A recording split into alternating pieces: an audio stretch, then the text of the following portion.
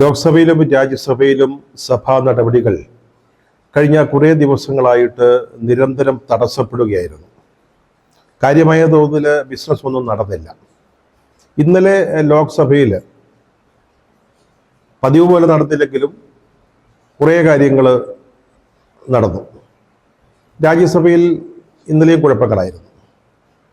ലോക്സഭ മുടക്കം കൂടാതെ തടസ്സം കൂടാതെ നടത്തിക്കൊണ്ടുപോകുന്ന കാര്യത്തിൽ ഇപ്പോൾ പന്ത് സ്പീക്കർ ഓം ബിർളയുടെ കൈവശമാണ്. കഴിഞ്ഞ ദിവസങ്ങളിൽ പ്രതിപക്ഷ നേതാവ് കൂടിയായ രാഹുൽ ഗാന്ധിക്കെതിരായിട്ട് അങ്ങേയറ്റം അപകീർത്തികരമായ അല്ലെങ്കിൽ ആക്ഷേപകരമായ ചില പരാമർശങ്ങൾ ലോക്സഭയിൽ ഉണ്ടായി. അപ്പോൾ അത് സംബന്ധിച്ച് ഇന്നലെ രാഹുൽ ഗാന്ധി സ്പീക്കർ ഓം ബിർളയെ കാണുകയും ആ പരാമർശങ്ങൾ രേഖകളിൽ നിന്ന് നീക്കം ചെയ്യണമെന്ന് ആവശ്യപ്പെടുകയും ചെയ്തിരിക്കുകയാണ്. അങ്ങനെ ഒരു രീതിയുണ്ട് സഭയിൽ. ലോക്സഭയിലാണെങ്കിലും രാജ്യസഭയിലാണെങ്കിലും നിയമസഭയിലാണെങ്കിലും സഭയിൽ ഇല്ലാത്തവരെ കുറിച്ച് അല്ലെങ്കിൽ സഭയിലുള്ളവരെ കുറിച്ച് അങ്ങേയറ്റം ആക്ഷേപകരമായ രീതിയിൽ പറയുന്നത്, അല്ലെങ്കിൽ മറ്റ് രാജ്യങ്ങളുടെ ഭരണാധികാരികളെ കുറിച്ച് പരാമർശങ്ങൾ ഉണ്ടാകുന്നത്, അതൊക്കെ നീക്കം ചെയ്യുന്നതിന് സ്പീക്കർക്ക് അധികാരമുണ്ട്. സ്പീക്കർക്കോ അല്ലെങ്കിൽ രാജ്യസഭാ ചെയർമാനോ മാത്രമല്ല ആദ്യ അധികാരം. ആ പരാമർശം നടക്കുമ്പോൾ സഭയിൽ ആരാണോ അധ്യക്ഷത വഹിക്കുന്നത്, ചിലപ്പോൾ ഡെപ്യൂട്ടി സ്പീക്കറാവാം, ഡെപ്യൂട്ടി ചെയർമാൻ ആകാം, അല്ലെങ്കിൽ പാനൽ ചെയർമാൻമാരാകാം, അവരിൽ ആരെങ്കിലും ആണെങ്കിൽ തന്നെ അവർക്ക് ആ നിമിഷം അത്തരത്തിലുള്ള പരാമർശങ്ങൾ രേഖകളിൽ നിന്ന് നീക്കം ചെയ്യാൻ സാധിക്കും. BJP അംഗങ്ങളായ നിഷാകാന്ത് ദുബെ, സംബിത് പത്ര തുടങ്ങിയവരാണ് കഴിഞ്ഞ ദിവസങ്ങളിൽ രാഹുൽ ഗാന്ധിക്കെതിരായിട്ട് ഇത്തരം പരാമർശങ്ങളുമായിട്ട് വന്നത്. രാഹുൽ ഗാന്ധിയെ, ഇന്ത്യയുടെ പ്രതിപക്ഷ നേതാവിനെ, അതുപോലെ തന്നെ ഇന്ത്യയുടെ സ്വാതന്ത്ര്യ സമരവുമായി ബന്ധപ്പെട്ട വലിയ പാരമ്പര്യം പേർന്ന കുടുംബത്തിലെ അവസാന കണ്ണിയായ രാഹുൽ ഗാന്ധിയെ ഇവരൊക്കെ വിശേഷിപ്പിച്ചത് രാജ്യദ്രോഹി എന്നാണ്, രാജ്യത്തെ വഞ്ചിച്ചവൻ എന്നാണ്. അതൊന്നും ഒരു കാരണവശാലും അത്തരം പരാമർശങ്ങൾ രാജ്യസഭയോ ലോക്സഭയോ പോലെയുള്ള ഫോറങ്ങളിൽ പാടില്ലാത്തതാണ്. അത്തരം പരാമർശങ്ങൾ ഉണ്ടായത് സംബന്ധിച്ചാണ് രാഹുൽ ഗാന്ധി സ്പീക്കറെ കണ്ടതും ഈ വിഷയം അവതരിപ്പിച്ചത്. അതുപോലെ തന്നെ കോൺഗ്രസിൻ്റെ ലോക്സഭയിലെ ഉപനേതാവായ ഗൗരവ് ഗൊഗോയ്, അദ്ദേഹം സ്പീക്കർക്ക് ഔപചാരികമായ ഒരു കത്ത് എഴുതുകയും ചെയ്തിട്ടുണ്ട്.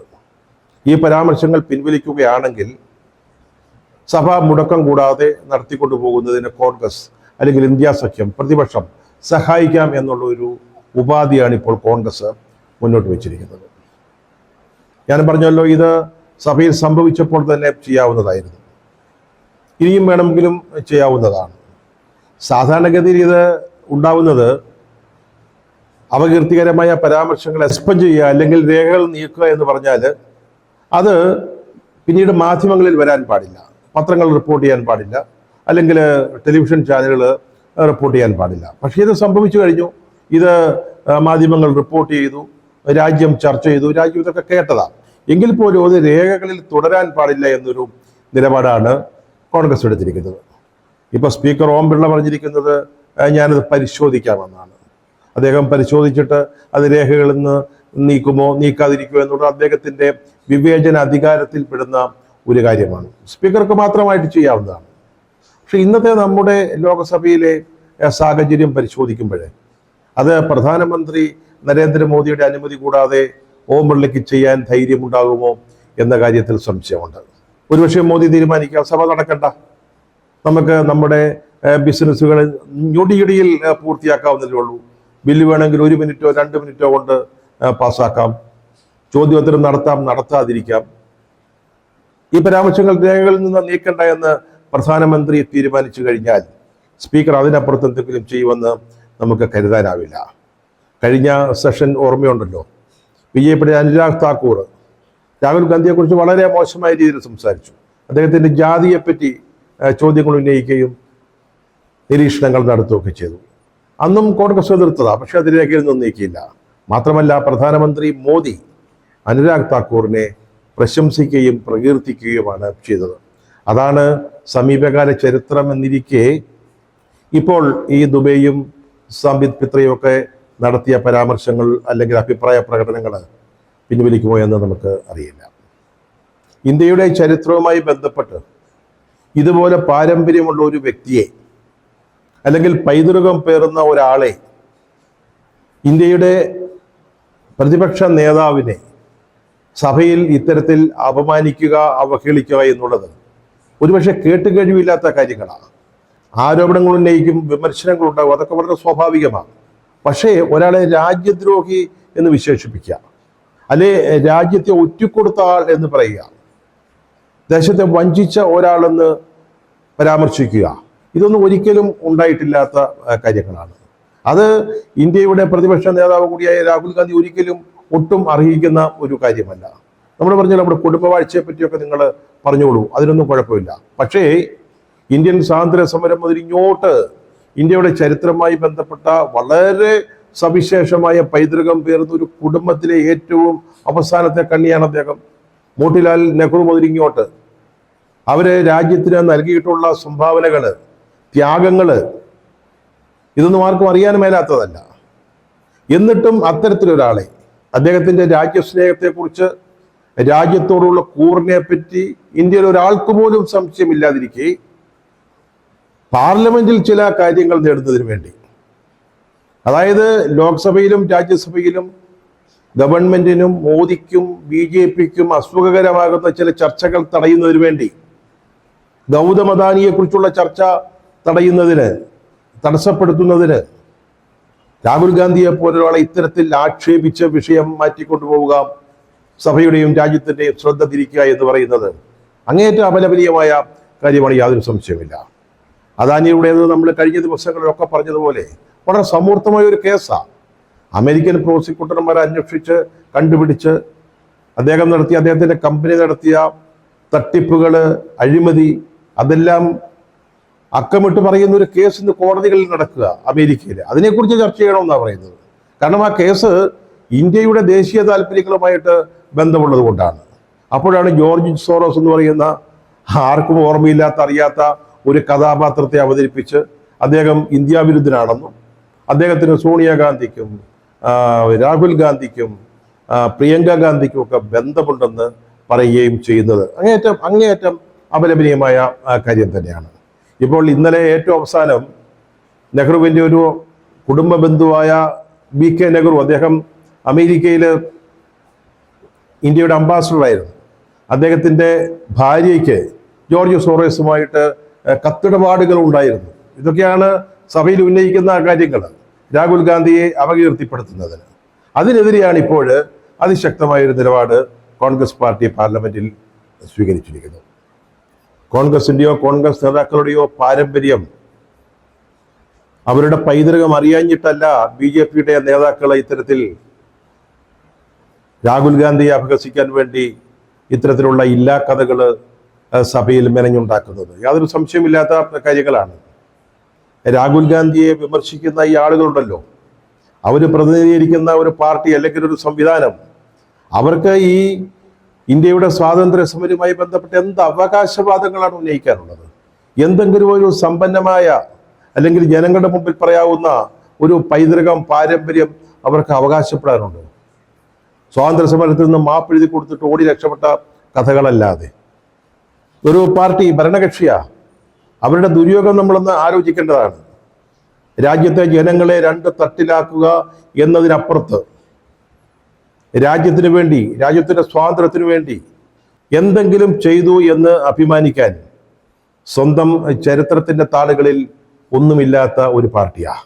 അപ്പോൾ അവർക്ക് ചെയ്യാൻ പറ്റുന്ന ഏക കാര്യമെന്ന് പറയുന്നത്, മറുഭാഗത്ത് ചരിത്രവും പാരമ്പര്യവും പൈതൃകവും ഒക്കെയുള്ള ആളുകൾ, സ്വാതന്ത്ര്യ സമരവുമായി ബന്ധപ്പെട്ട വലിയ പൈതൃകം ഉള്ള ഒരു പാർട്ടി, അതിലെ നേതാക്കളെ, അതിലെ പിന്മുറക്കാരെ, അവരെയൊക്കെ ആക്ഷേപിച്ച്, അവരെയൊക്കെ അവഹേളിച്ച് വളരെ പ്രധാനപ്പെട്ട വിഷയങ്ങളിൽ നിന്ന് പാർലമെന്റിൻ്റെയും രാജ്യത്തിൻ്റെയും ശ്രദ്ധ തിരിക്കുക എന്നുള്ളതാണ്. ഇത് സമൂഹത്തിൽ എവിടെയും കാണുന്ന ഒരു കാര്യമാണ്. എല്ലായിടത്തും കുറേ തെറിപറച്ചിലുകാരുണ്ടാവും കേട്ടോ. വസ്തുതാപരമായിട്ട് എന്തെങ്കിലും പറയുമ്പോൾ, അതേപ്പറ്റി സംസാരിക്കുമ്പോൾ മറുപടി ഇല്ലാതെ വരുമ്പോൾ ഈ തെറിപറച്ചിലുകാരെ രംഗത്തേക്ക് ഇറക്കും. അവർ പിന്നെ രംഗം അങ്ങ് കൈയടക്കും. അവർ ഈ എതിരാളിയുടെ വീടിൻ്റെ മുമ്പിൽ പോയി നിന്നിട്ട് അവരെ കുറേ ചീത്ത പറയും.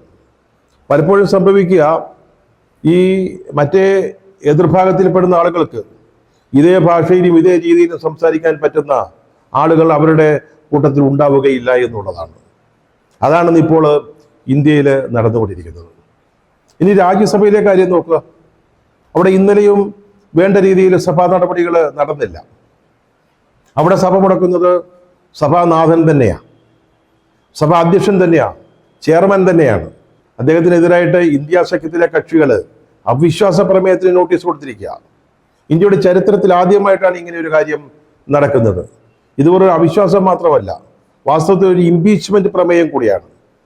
അതിന് ഈ സഭ ചർച്ച ചെയ്യാനായിട്ട് പോവുകയാണ്. അപ്പോൾ സ്വാഭാവികമായിട്ടും അദ്ദേഹത്തിന് പ്രതിപക്ഷത്തോടുള്ള രോഷം വർദ്ധിച്ചിട്ടുണ്ടാവും. ഇന്നലെ എന്താണ് സഭയിൽ നടന്നത്?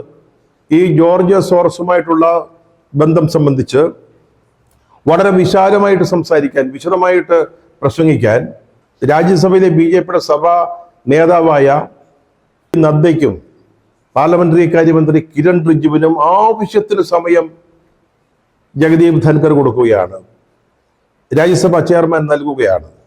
പക്ഷേ അതിന് മറുപടി പറയേണ്ട പ്രമോദ് തിവാരി, കോൺഗ്രസിന്റെ അവിടുത്തെ ഉപനേതാവാ, അദ്ദേഹത്തിന്റെ പ്രസംഗത്തിന് സമയമാകുമ്പോഴേക്കും സഭ നിർത്തിവെക്കുകയാണ് ധൻകർ ചെയ്തത്.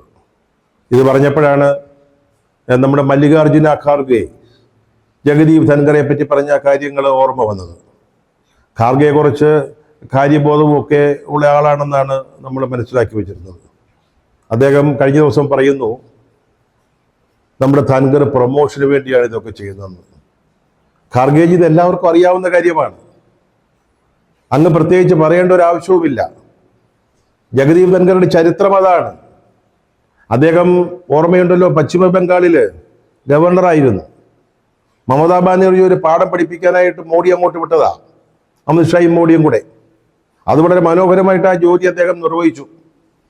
അദ്ദേഹത്തെ ഏൽപ്പിച്ച ഉത്തരവാദിത്വം, പറഞ്ഞു വിട്ട ജോലി കൃത്യമായിട്ട് ചെയ്തു. അദ്ദേഹത്തിന്റെ പ്രവർത്തന മികവിനെ കുറിച്ചുള്ള റിപ്പോർട്ടിൽ പ്രധാനമന്ത്രി മോഡി മനസ്സിൽ കുറിച്ചിട്ടുള്ളത് എക്സംപ്ലറി എന്നുള്ള വാക്കായിരിക്കും. ഏറ്റവും മഹത്തായിട്ടുള്ളത്, ശ്രേഷ്ഠം, മാതൃകാപരം, അനുകരണീയം. പശ്ചിമ ബംഗാളിലെ പ്രവർത്തനം പാർട്ടിക്കും മോദിക്കും ഗവൺമെന്റിനും ഒക്കെ വളരെ അങ്ങ് ഇഷ്ടപ്പെട്ടു. അതുകൊണ്ടാണ് പ്രൊമോഷൻ കിട്ടിയത്, ഉപരാഷ്ട്രപതിയായിട്ടാണ്. അങ്ങനെയാണ് ഇപ്പോൾ രാജ്യസഭയിൽ ചെയർമാനായിട്ടിരിക്കുന്നത്. ഉപരാഷ്ട്രപതിയായിട്ടിരുന്നാൽ അങ്ങനെയൊന്നും ചെയ്യാൻ വലിയ സ്കോപ്പില്ല ഇന്ത്യയിൽ. രാഷ്ട്രപതിക്ക് പോലും അത്തരത്തിൽ എന്തെങ്കിലും ഒരു അവസരം ലഭിക്കാറില്ല, അതായത് നല്ല പ്രവർത്തനമാണെന്ന് കാണിക്കാൻ. പക്ഷെ ഉപരാഷ്ട്രപതിക്ക് ഒരു നല്ല റോളുണ്ട് രാജ്യസഭയുടെ ചെയർമാൻ എന്ന നിലയിൽ. അതാണിപ്പോൾ അദ്ദേഹം നിർവഹിച്ചുകൊണ്ടിരിക്കുന്നത്. സ്വാഭാവികമായിട്ടും ഖാർഗെജി അങ്ങ് കരുതിയതുപോലെ അദ്ദേഹത്തിന് ഒരു പ്രൊമോഷൻ കിട്ടിക്കൂടായില്ല, കിട്ടട്ടെ എന്ന് നമുക്ക് പ്രാർത്ഥിക്കാം. ബംഗാളിൽ ഇപ്പം മറ്റൊരു ഗവർണർ ഇതുപോലെ എക്സംപ്ലറി ആകാൻ വേണ്ടി ശ്രമിക്കുന്നുണ്ട്, നമ്മുടെ ആനന്ദബോസ്, CV ആനന്ദബോസ്. മമതാ ബാനർജിയുമായിട്ട് സ്ഥിരം ഗുസ്തിയിലാണ്. പക്ഷെ ഇപ്പം ചെറിയൊരു വെടിനിർത്തൽ വന്നിട്ടുണ്ട് എന്നാണ് കേൾക്കുന്നത്. ഇന്നലെ നമ്മൾ പാർലമെന്റിന് പുറത്ത് രാഹുൽ ഗാന്ധിയോടുള്ള വിരോധം മൂത്ത് അതിമനോഹരമായിട്ട് നമ്മൾ കാണുന്ന റോസാപ്പൂവിനോട് പോലും വിരോധവും അലർജിയും കാണിക്കുന്ന BJP നേതാക്കളെയാണ് നമ്മൾ കണ്ടത്. ഇന്നലെ പ്രതിപക്ഷ പ്രതിഷേധം കയ്യിലൊരു റോസാപ്പൂ ചെണ്ടും ദേശീയ പതാകയുടെ മാതൃകയും പിടിച്ചുകൊണ്ടായിരുന്നു. അതുവഴി വന്നവർക്കൊക്കെ പ്രതിപക്ഷാംഗങ്ങൾ ഒരു റോസാപ്പൂ നൽകി. അപ്പോഴാണ് നമ്മുടെ രാജ്നാഥ് സിംഗ് വരുന്നത്, പ്രതിരോധ മന്ത്രി. വളരെ മാന്യനായ ഒരു മനുഷ്യനാണ്. ഇപ്പോഴത്തെ BJPയുടെ നേതാക്കളുടെ ശൈലിയല്ല അദ്ദേഹത്തിൻ്റെ. അദ്ദേഹം ഈ വാജ്പേയിയുടെ സ്കൂളിൽപ്പെട്ട ഒരു ആളാണ്. മറ്റുള്ളവരോട് വളരെ സൗഹൃദപൂർവ്വം സ്നേഹപൂർവ്വം പെരുമാറുന്ന ഒരാളാണ്.